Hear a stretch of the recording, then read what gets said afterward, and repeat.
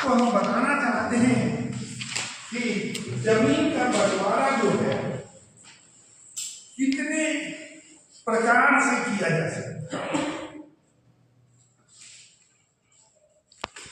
तो है टॉपिक है जमीन का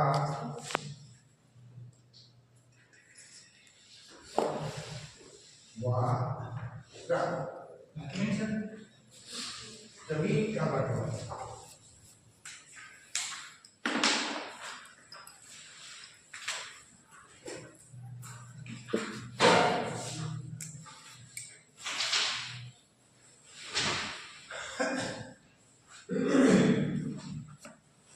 आप तो भी जानते हैं कि अमीन को बुलाया ही जाता है बंटवारा, बांट करके नाप के आपका हिस्सा दे दे, उसका हिस्सा दे दे। और ये बंटवारा तब तक चलता रहेगा जब तक ये पृथ्वी रहेगी। तो और कुछ ना कहते हुए हम लोग सीधे टॉपिक पर आते हैं। और जमीन का बंटवारा निम्नलिखित प्रकार से किया जा सकता है। पहला है जमीन का बंटवारा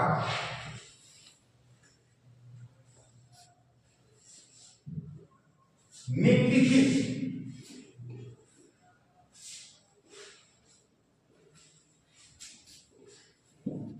प्रकार से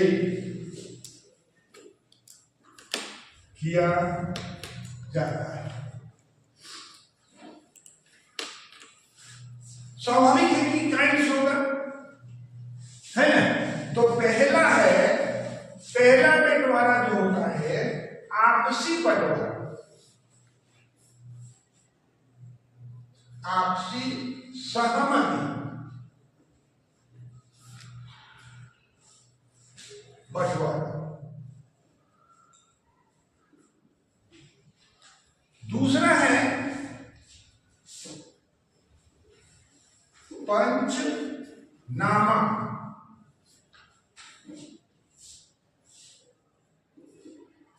बंटवारा।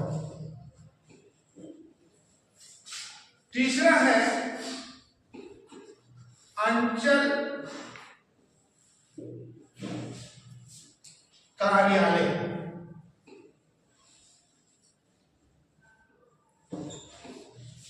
से बंटवारा।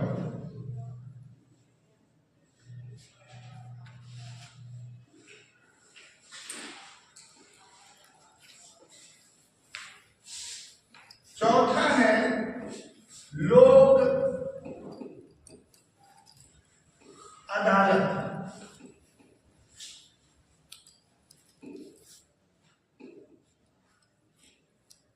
से बंटवारा। और पांचवा है निबंधन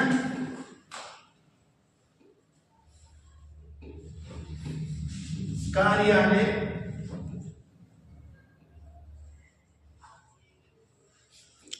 से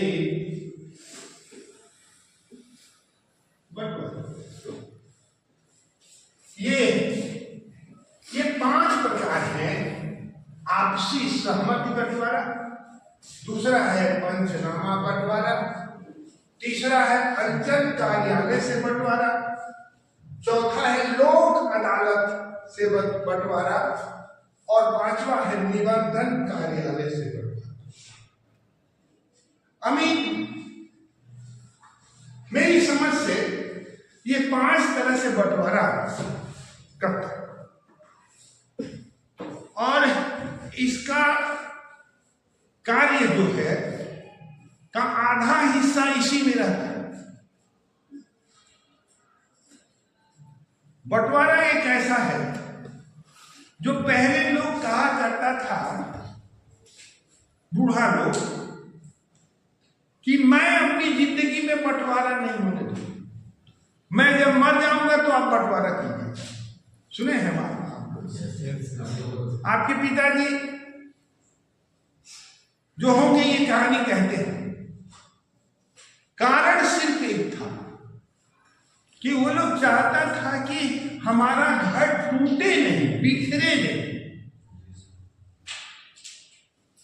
लेकिन शायद वहां पर गलती ये थी कि जिस दिन आप जन्म लेते हैं उसी दिन आपका हिस्सा तय हो जाता है। आपके बाप की संपत्ति का आप जितना भाई हैं उतने में बंटवारा तय हो जाता है, कोई उसको रोक नहीं सकता। लेकिन जमाना कुछ और था और लोग बंटवारा नहीं चाहते थे। तो आपसी बंटवारा क्या है ये हम लोग पहले जानते। ये एथेंटिक नहीं हुआ, ये सरकारी नहीं हुआ, इसकी मान्यता भी नहीं। लेकिन घर की बात घर में रह जाए तो ज्यादा अच्छा होता है। इसीलिए घर के लोग आपस में बैठ करके और किसी बात की सहमति कर लेना और अपने संपत्ति का सही बंटवारा कर लेना, ये आपसी बंटवारा कहलाता है। लेकिन इसका कोई डॉक्यूमेंट्स तैयार नहीं होता है।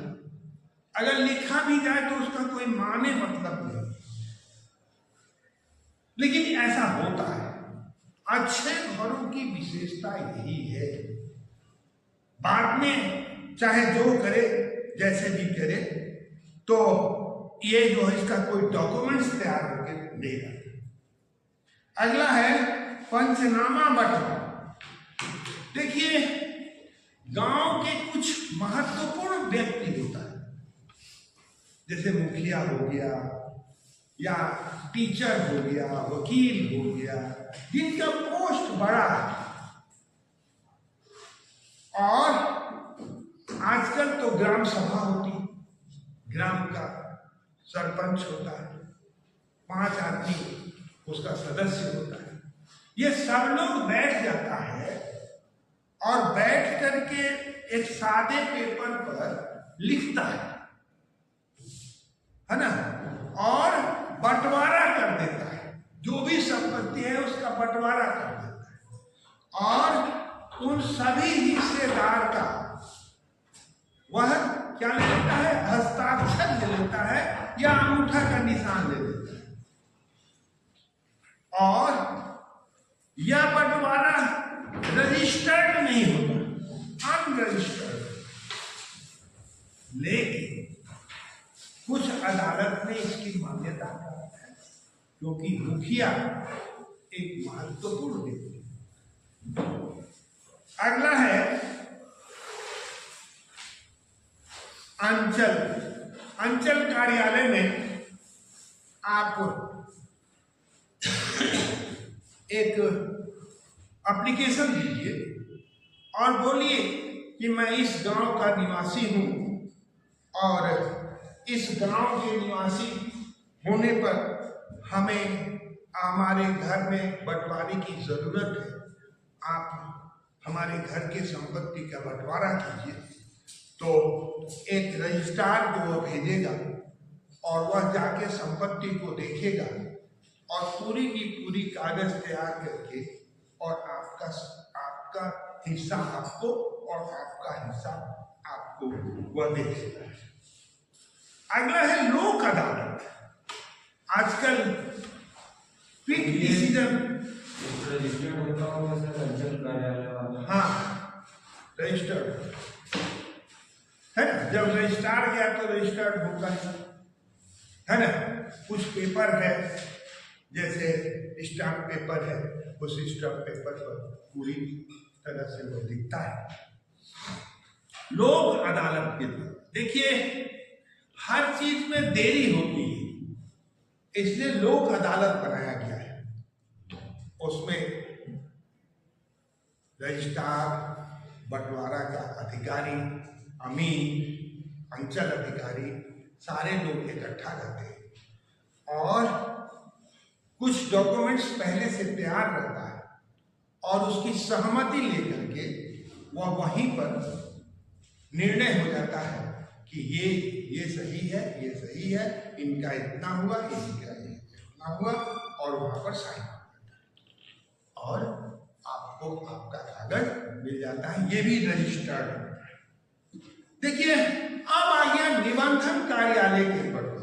ये सबसे महत्वपूर्ण और डॉक्यूमेंट्स का अगर कोई वैल्यू है तो यही पर, क्योंकि वह निबंधन भी हो जाता है उससे। आपका हिस्सा इतना, आपका हिस्सा इतना, आपका हिस्सा इतना। इसमें रजिस्ट्रार के साथ साथ मजिस्ट्रेट भी रहता है और उसका निर्णय सर्वमान्य होता है और वो सर्वमान्य होने के बाद उसे दे दिया जाता है। ये निबंधन कार्यालय में एक कागज जमा हो जाता है और एक कागज आपके पास। यह जो पेपर इसमें जो लगता है वह पेपर का नाम आप लोग को जानना बहुत जरूरी है। इसलिए जरूरी कागजात, क्या क्या जरूरी कागजात आपको चाहिए, तो देखिए यहां हम लिखते हैं जरूरी कागज। जरूरी कागज पहला है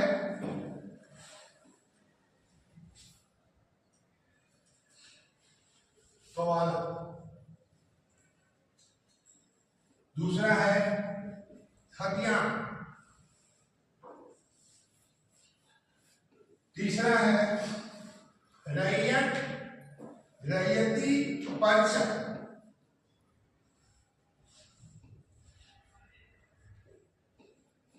चौथा है लगान रसीद, पांचवा है जमा बंदी या नकल,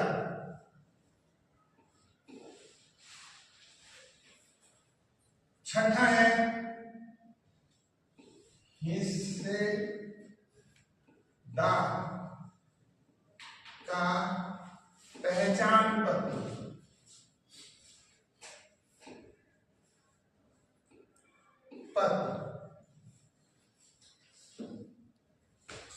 इसको बताते हैं।